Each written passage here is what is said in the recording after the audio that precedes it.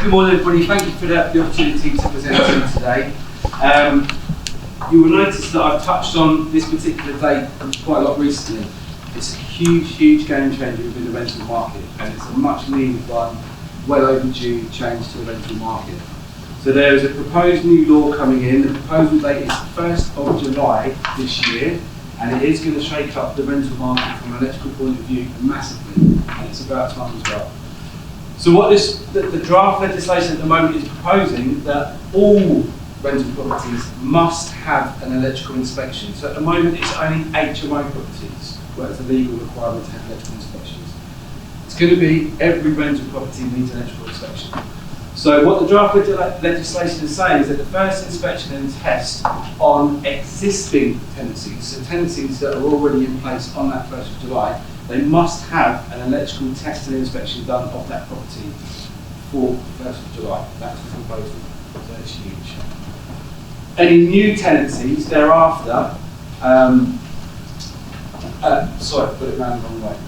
All existing tenancies must be done by the 1st of April 2021. All new tenancies must be done before that tenancy starts. And then we have a duty to provide the reports within 28 days of those tests being done. So this is a huge game changer, and it will ensure that a lot of the issues that we come across are going to be taken out of the rental market. Once they're done, these checks must be done once every 5 years, the same as the HMO properties. Okay, so it's a huge change. We're really passionate about this, and we're really excited to get this through. And the main reason is to flush out these landlords, these letting agents that don't provide the service of care they should do to tenants. They are still out there. And I'll show you some photos, some examples of just one property that we inspected 4 weeks ago. So, one property. Fuse board, built early 70s, has had no maintenance on it, it's had no checks on it. There's even a hole in the back door, not electrically connected, hole in the back door, no it locks, we're going to fix it. This is the type of landlords that we deal with from time to time. Fuse board's over 40 years old, nowhere near close to current safety standards. Not only that, but it's got asbestos inside the fuse board as well, so we've got a contamination issue there from an asbestos point of view. A life-altering condition point of view. This is the fuse, so those that are old enough remember the old rewired fuses. You used to put the wire in and the fuse would heat up to a certain point and it would pop and break. This particular landlord got fed up with the shower fuse kept blowing. So rather than fix it, just put copper wire in. But the shower works. Don't worry about the tenants in the shower. But yeah, as you can see, it's starting to get a little bit black as well.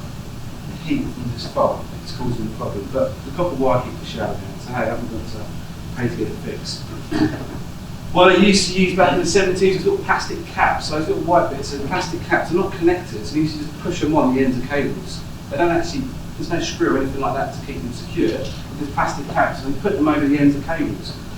The cable as well is what we call VIR, which is 40 plus years old. You move that, it just disintegrates in your hand, it falls to pieces, you can't touch it.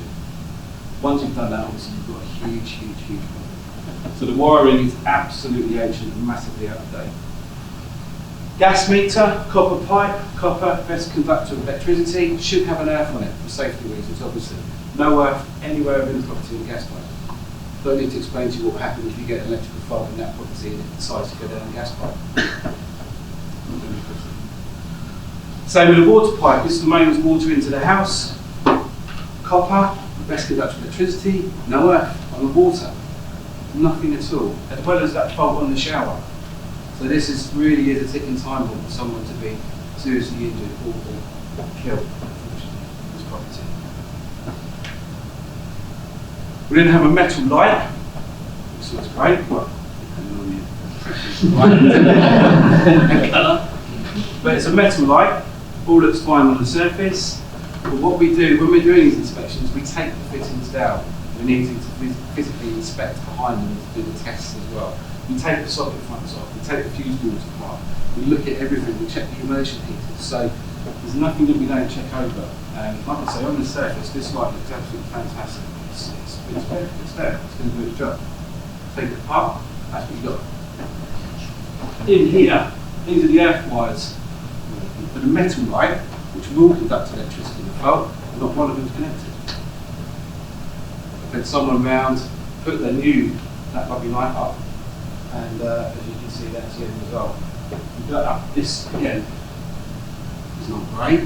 There's damage on the insulation here, and this terminal here is loose, which is why there's now a bubbling effect on that cable. It's starting to arc, it's heating up. Again, it's another tick of time bomb.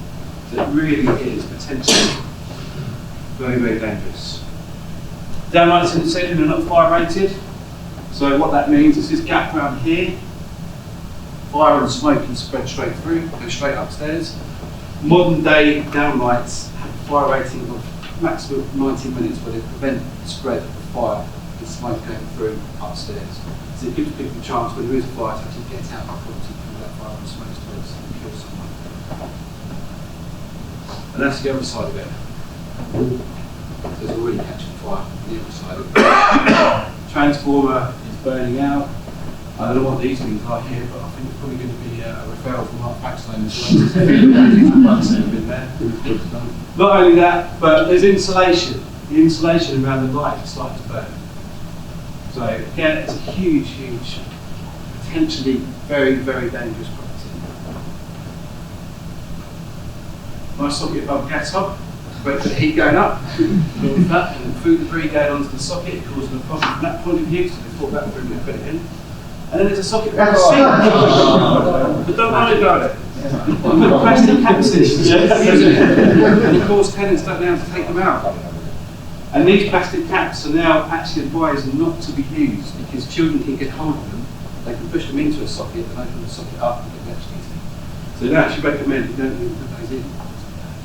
So yeah, incredibly dangerous. And whoever put that in is beyond me. And the landlord's response was, when we reported back to him about all of this, was, well, legally do I have to do it?